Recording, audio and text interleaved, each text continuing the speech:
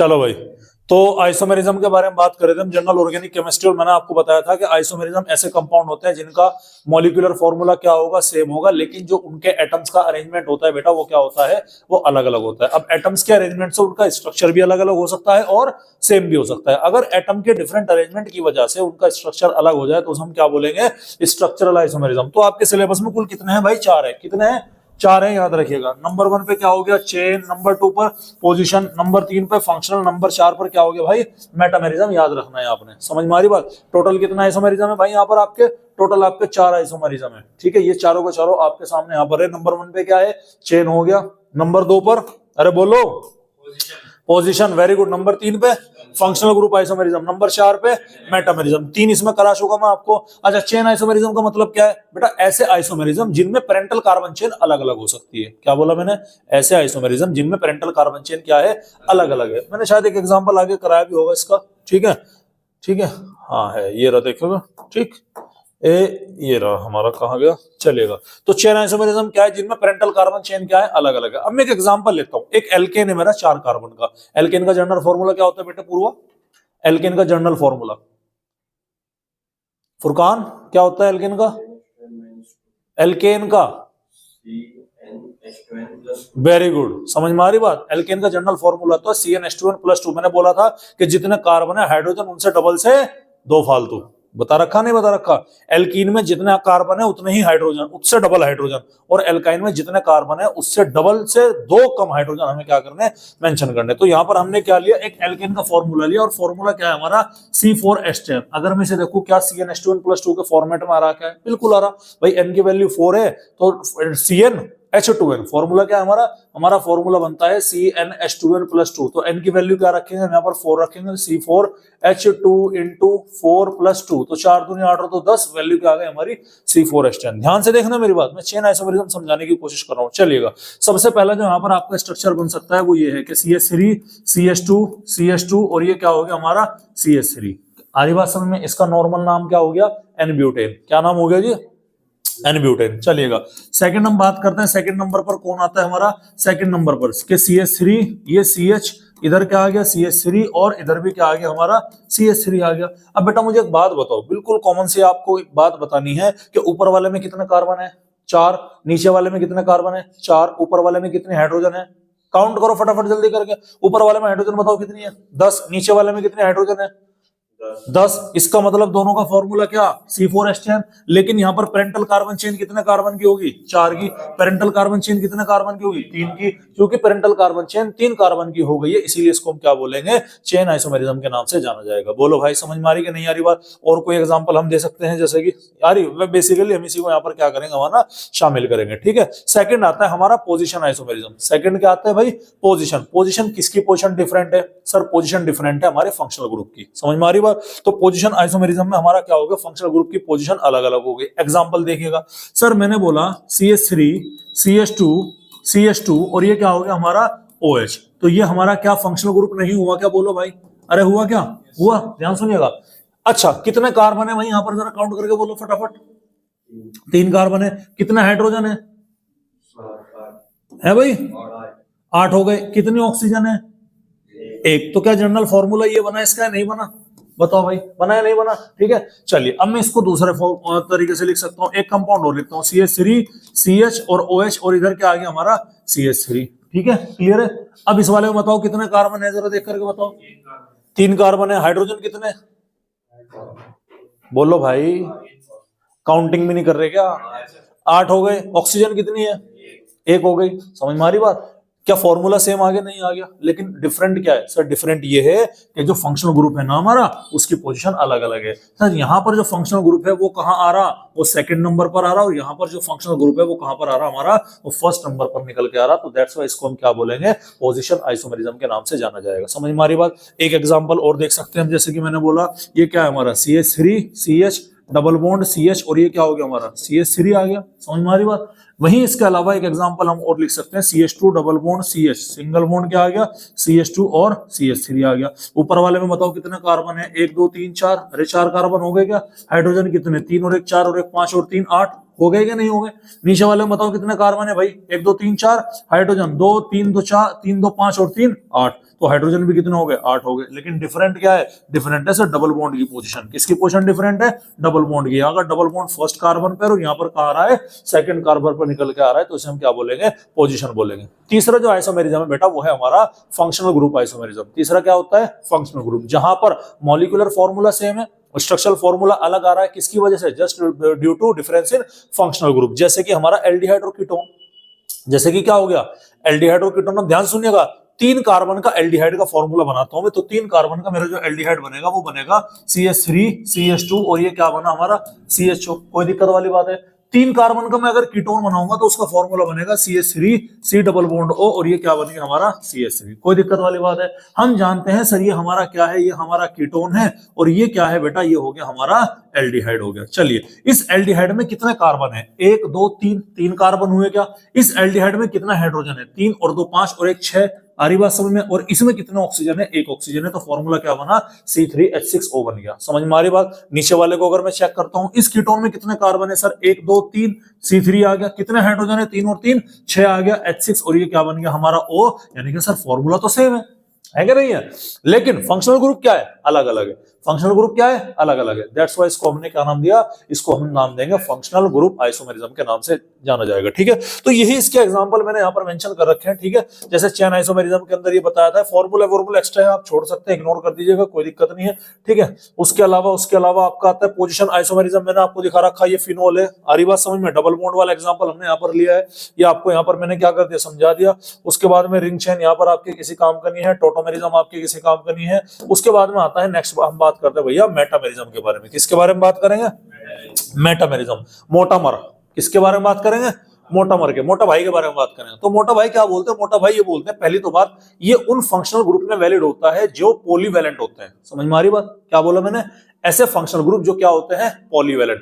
कुछ functional group ऐसे हैं जिनकी एक ही वैलेंसी होती है। समझ में आ रही बात। कुछ फंक्शनल ग्रुप क्या है भैया, एक ही वैलेंसी होती है। कुछ फंक्शनल ग्रुप ऐसे हैं जिनके एक से ज्यादा वैलेंसी होती है और हर वैलेंसी पर अलग अलग ग्रुप भी हो सकता है और सेम ग्रुप भी हो सकता है। तो ये बेसिकली कौन से ग्रुप में काम वैलिड होते हैं भैया, ये हमारे जो पॉलीवैलेंट फंक्शनल ग्रुप है उनमें। जैसे कि O सिंगल बॉन्ड ऑक्सीजन। आ रही बात समझ। अब इधर मैं कार्बन जोड़ दूं, इधर हाइड्रोजन जोड़ दूं, है ना, इधर कार्बन जोड़ दिया कोई और तरीके का, इधर कार्बन जोड़ दिया कोई और तरीके का, या फिर क्या हो गया हमारा कार्बन डबल बॉन्ड ऑक्सीजन। ये दोनों आपको क्या रखना है भाई, याद रखना है। ठीक है, तो क्या है भैया, डिफरेंट एल्काइल ग्रुप आ रहा है हमारा आइदर साइड के, दोनों की ही साइड पर क्या हो रहे हैं, अलग अलग एल्काइल ग्रुप आ रहे हैं। जैसे एक कंपाउंड मैंने कहा C4H10O, ध्यान सुनिएगा, क्या बना C4H10O। पॉसिबिलिटी क्या है कि कार्बन 4 है इधर, तो ऑक्सीजन 1 है, तो 2 कार्बन किधर डाल दो, ऑक्सीजन किधर डाल दो, और 2 किधर डाल दिए, इधर डाल दिए। 5 हाइड्रोजन इधर डाल दो, 5 उधर डाल दिए। कोई दिक्कत वाली बात है भाई। लेकिन जरूरी थोड़ी है आप दो को डिवाइड करो। आप एक साइड पे 1 भी रख सकते हो, एक साइड पे 3 भी रख सकते हो। नहीं रख सकते, अबे रखा ना, एक साइड पे मैंने क्या रखा, 1 रखा, दूसरी साइड पे क्या रखे मैंने, 3 रखे। 3 जरूरी थोड़ी है ना तुम ऐसे रखोगे, 3 तुम ऐसे इस फॉर्मेट में भी तो रख सकते हो भाई, ये अलग हो गया। समझ रहे नहीं समझ रहे। तो यानी कि मैंने एग्जांपल क्या लिया, मैंने एग्जांपल लिया यहां पर आपके C4H10O का। तो फंक्शनल ग्रुप क्या है, ऑक्सीजन है। ऑक्सीजन ने या तो तरीका क्या है, बराबर बराबर पकड़ेगा। 4 कार्बन है, 4 में 2 कार्बन 5 हाइड्रोजन इधर, 2 कार्बन 5 हाइड्रोजन, यानी इथाइल इधर इथाइल इधर। लेकिन जरूरी थोड़ी है ना भाई, इधर मिथाइल भी आ सकता है और इधर क्या है, प्रोपाइल भी आ सकता है। समझ रहे नहीं समझ रहे। तो ये क्या हो गए, ये दोनों के दोनों आपके मेटामेरिज्म होंगे। बस इतना ही याद रखिएगा, इससे फालतू याद रखने की आपको मेटामेरिज्म में कोई जरूरत नहीं है। अरे भाई ठीक है, क्लियर है, बोलो भाई। अब नेक्स्ट हम बात करते हैं आपके बेटा कन्फॉर्मेशनल आइसोमेरिज्म के बारे में। किसके बारे में बात करेंगे भाई, नेक्स्ट हम बात करेंगे कन्फॉर्मेशनल आइसोमेरिज्म के बारे में। कन्फॉर्मेशनल आइसोमेरिज्म आता है free rotation of carbon carbon single bond. मैंने आपको दिखाया भी था उस दिन, ये तो कई बार मैं आपको दिखा चुका हूं भैया, है भाई, कई बार आपको दिखा दिया, नहीं दिखा दिया, ठीक है। अब देखो ये हमारा क्या है, ये हमारा पेन है, ये हमारा कोई तो क्या होगा, कोई ना कोई तो कंपाउंडर है, होगा नहीं होगा, होगा। ये क्या है, एक बॉन्ड बनाया, एक सिंगल बॉन्ड बनाया, तो क्या इस सिंगल बॉन्ड के अराउंड फ्री रोटेशन हो रहा, क्या, अरे हो रहा। तो फ्री रोटेशन की वजह से इसका कन्फॉर्मेशन क्या होगा, चेंज होगा। एग्जांपल देकर के बताता हूं मैं, देखिएगा। लाओ जरा एक पेन दिखाओ फटाफट जल्दी करके, देखो मैं देखता हूं यहाँ पर पेन है क्या कोई, क्या हमारे यहाँ पर कोई पेन है, बस किसने तोड़ फेंक दिया है बेटा। हाँ हाँ उठा लो, घर से तो उठा लिया करो, पूछा मत करो, कई बार बोल रखा मैंने, ठीक है भाई। चलिएगा, ये मैंने निशान लगा दिया। अब देखो ये आपको क्या दिखाई पड़ रहा, ये आपको दिखाई पड़ रहा किस साइड पर है, इस साइड पर है। अब जैसे ही फ्री रोटेट कर पा रहा, तो क्या इस सर्किल की पोजीशन चेंज हो रही कि नहीं हो रही, अरे हो रही नहीं हो रही, मैं और करूंगा और सर्किल की पोजीशन क्या होगी, चेंज होगी, और करूंगा और करूंगा। तो यानी फ्री रोटेशन में क्या हो रहा है, ये आपके जो जो फंक्शनल ग्रुप है, आपका जो भी चीज आप एनालाइज कर रहे हैं उसकी पोजीशन क्या होती जा रही, चेंज होती जा रही। इसी को हम क्या बोलते हैं, इसी को हम बोलते हैं कन्फॉर्मेशनल आइसोमेरिज्म। बोलो भाई समझ में आ रही बात। सिंगल बॉन्ड के around he free rotation is possible, याद रखिएगा क्या बोला मैंने, सिंगल बॉन्ड के अराउंड ही क्या पॉसिबल है, फ्री रोटेशन पॉसिबल है। अगर मैं इसे डबल कर दूं तो इसको रोटेट करना बड़ा मुश्किल हो जाएगा, समझ में आ रही बात। तो ये चीज क्या रखनी है भाई, आपने याद रखनी है, ठीक है। तो यहां पर क्या है भैया, कन्फॉर्मेशनल आइसोमेरिज्म, ये कौन से चैप्टर में मिलेगा आपको, हाइड्रोकार्बन वाले चैप्टर में मिलेगा, याद रखिएगा। किसकी वजह से होता है, कार्बन कार्बन सिंगल बॉन्ड की वजह से आता है। कार्बन कार्बन में जब क्या हो, सिग्मा बॉन्ड होता है, उसका रीजन होता है फ्री रोटेशन, आपको यहां पर देखने मिलेगा। जैसे हमारे इथेन के कितने कन्फॉर्मर है बेटा, इथेन के हमारे 2 कन्फॉर्मर है, नंबर 1 पे इक्लिप्स आएगा, नंबर 2 पे स्क्यू आएगा, नंबर 3 पर क्या आएगा, स्टैगर्ड आएगा। लाइए मैं आपको थोड़ा सा इसे समझाने की कोशिश करता हूं कि ये कहानी हमारी क्या है, ठीक है। हालांकि इसमें ज्यादा बोर्ड वगैरह के अंदर इसमें ज्यादा फोकस देकर नहीं पूछते, लेकिन ये 3 फॉर्म यहां पर जरूर पूछ ली जाती है, तो इसीलिए इसके बारे में ध्यान रखिएगा। देखो ठीक है, इथेन का फॉर्मूला क्या है भैया, सर इथेन का फॉर्मूला है CH3 और CH3, हाँ या ना, अरे हुआ क्या नहीं हुआ, अब ध्यान से सुनिएगा। इथेन का फॉर्मूला क्या है, CH3। अब देखिएगा, एक कार्बन तो ये रहा है क्या नहीं है, उस कार्बन के साथ क्या है, यह हाइड्रोजन जुड़ा, उसके साथ दूसरे वाला, और ये क्या हुआ आपका तीसरे वाला, हो गया नहीं हो गया। और एक फंक्शनल ग्रुप इसके पीछे की तरफ है, अरे होगा नहीं होगा। तो उसका हाइड्रोजन एक ये है, एक ये है, और एक क्या है, ये वाला है। ध्यान से सुनिएगा, ध्यान सुनिएगा, ठीक है, क्लियर है भाई। एक पेन और चाहिएगा मुझे, और वो मेरा ये रहा, ठीक है। चलो भाई, ये रहा बेटा हमारा फैन, यहां पर ध्यान से सुनिएगा, बिल्कुल सिंपल सा फंडा है, ये वाली कंडीशन है। अब अगर आप ध्यान से देख पा रहे हो तो क्या आपको पीछे वाला पेन दिखाई पड़ रहा है क्या, इसकी वजह से ये इग्नोर कर देना, ये जो आपका पेन वैन सा पिन विन सा है, इसको आप क्या कर सकते हैं, इसको आप इग्नोर कर सकते हैं। तो मैं कह रहा हूं, क्या इसके पीछे आपको ये वाला पेन दिखाई पड़ रहा है क्या, जो पीछे वाला है एग्जैक्ट, लेकिन ये छिपा हुआ लग रहा है, लेकिन ये पीछे क्या है, वास्तव में है, ठीक है। अब रोटेशन होते होते ये इस तरह से, जब ये इस तरह से रहेगा तो जो आपके मिथाइल ग्रुप की पोजीशन है वो बिल्कुल क्या रहेगी, मिथाइल ग्रुप के कार्बन के साथ में क्या जुड़े हुए हैं, हाइड्रोजन है, तो यानी कि इसका हाइड्रोजन क्या रहेगा, पास पास रहेगा। यानी कि इस हाइड्रोजन के, ये भी एक मिथाइल मान लो, ये भी एक मिथाइल मान लो, इस हाइड्रोजन के और इस हाइड्रोजन के बीच में जो एंगल है वो कितना मान लो, 0 डिग्री। ज्यादा गैप हम यहाँ पर नहीं देख पा रहे, यानी कि बाहर से देखने में हमें ऐसा लग रहा है कि जैसे कि क्या है, एक ही है, जबकि इसके पीछे क्या है, 2 है। समझ पा रहे, नहीं समझ पा रहे। अब क्या होगा, अब फ्री सिंगल बॉन्ड है तो ये क्या करेगा, रोटेट करना शुरू करेगा। तो ये कैसे होगा, ये इस तरह से रोटेट करेगा, रोटेट करके इसके बीच में कुछ एंगल बनेगा, और अगर ये अपनी मैक्सिमम डिस्टेंस पर रोटेशन कर लेता है 60 डिग्री पर, तो ये क्या होगा, यहाँ पर मैक्सिमम रोटेशन आपको यहाँ पर दिखाई पड़ेगा। समझ में आ रही बात। तो कहने का मतलब क्या है भाई, कहने का मतलब ये है कि ये फॉर्म आपकी कौन सी होती है, फॉर्म होती है सर हमारी इक्लिप्स। कौन सी फॉर्म है भाई, ये फॉर्म है हमारी इक्लिप्स वाली। इक्लिप्स वाली फॉर्म का मतलब क्या है कि जिनमें जो 2 मिथाइल हैं उनके हाइड्रोजन के बीच में थीटा की वैल्यू कितनी है, 0 डिग्री, और मैक्सिमम कितना जा सकता है, मैक्सिमम थीटा जा सकता है 60 डिग्री का, जहां पर रिपल्शन क्या होगा, मिनिमम होगा। समझ में आ रही बात। याद रह जाए ठीक, नहीं रह जाए तो कोई मसला नहीं, क्योंकि बोर्ड में ज्यादा वेटेज इस चीज का नहीं दिया जाता। क्या बोला मैंने, बोर्ड के अंदर इस चीज का ज्यादा वेटेज नहीं है। बोर्ड में पूछा जाएगा कि इथेन के कितने कन्फॉर्मर है, सर 3 कन्फॉर्मर है। एक कन्फॉर्मर हो गया इक्लिप्स, इक्लिप्स सबसे कम स्टेबल है। क्या है भैया, इक्लिप्स क्या है, सबसे कम स्टेबल है, मिनिमम स्टेबल है। आरी बात समझ में, क्यों है,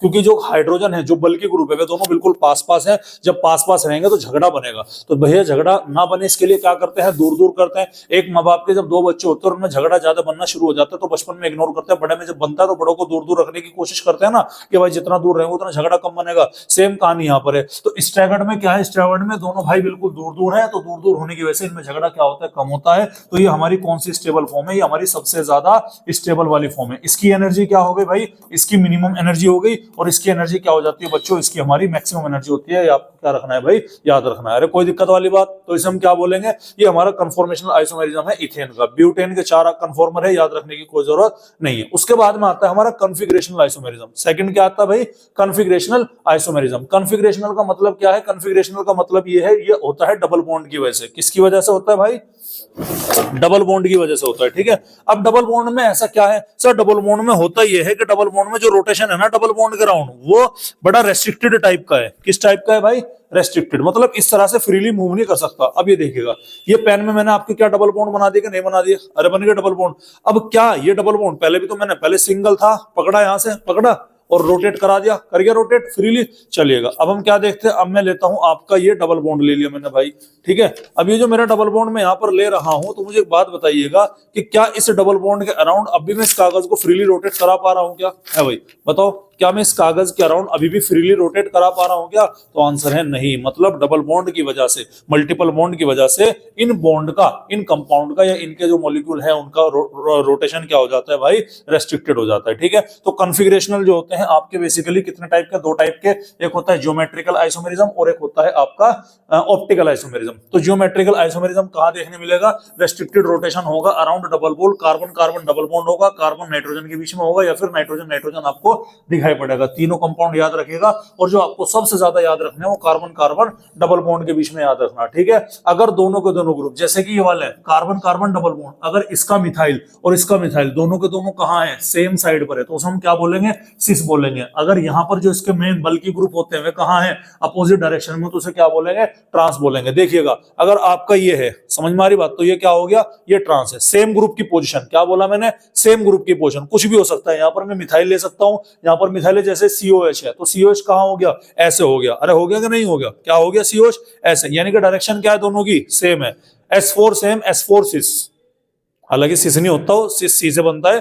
S4 सेम, S4 क्या है, सिस, यानी कि सेम ग्रुप की पोजीशन कहां है, सेम डायरेक्शन की तरफ हो, तो वो क्या हो गया, आपका सिस हो गया। और अगर ऐसे हो गया ना, अपोजिट 180 डिग्री का हो गया, तो वो क्या हो गया भाई, आपका वो आपका ट्रांस हो गया। तो देख सकते हैं यहाँ पे डबल बॉन्ड बनाया हुआ है, उधर COH हो गया, इधर भी क्या है, COH आ गया, इधर COH, इधर। अब ये मैलिक एसिड है, फ्यूमेरिक एसिड है, क्या है, सब चीजें सेम है, लेकिन अरेंजमेंट एटम का क्या हो गया भाई, अलग अलग हो गया, ठीक है। तो ये क्या है हमारा, ये होता है हमारा ज्योमेट्रिकल आइसोमेरिज्म। नेक्स्ट हम बात करते हैं किसके बारे में, ऑप्टिकल आइसोमेरिज्म के बारे में। ऑप्टिकल आइसोमेरिज्म की खूबी सुनिएगा क्या है सर, इनकी प्रॉपर्टीज क्या होगी, सेम होगी, फिजिकल वाली, लेकिन केमिकल प्रॉपर्टीज भी क्या होंगी, इनकी सेम होगी। लेकिन जो प्लेन पोलराइज्ड लाइट होती है ना, उसको लेकर के इनका बिहेवियर क्या होगा भाई, अलग अलग हमको दिखाई पड़ेगा। इसीलिए आपको इनके बारे में थोड़ा सा क्या रखना है, ध्यान रखना है। प्लेन पोलराइज का आइडिया क्या है, ध्यान सुनिएगा।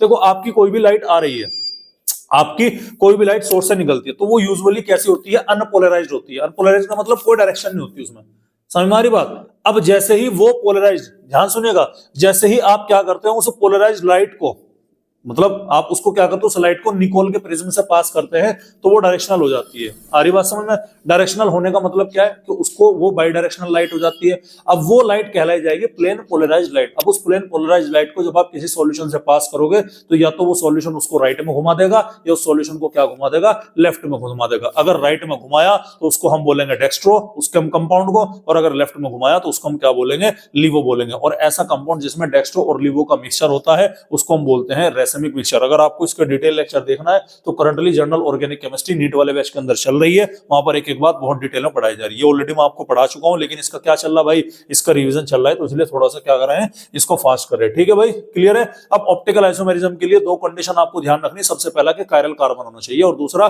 किसी भी तरह की कोई सिमेट्रिसिटी नहीं होनी चाहिए। समझ में आ रही बात। कायरल कार्बन का मतलब क्या है, कार्बन की कितनी वैलेंसी होती है बेटा, कितने बॉन्ड बनाता है कार्बन,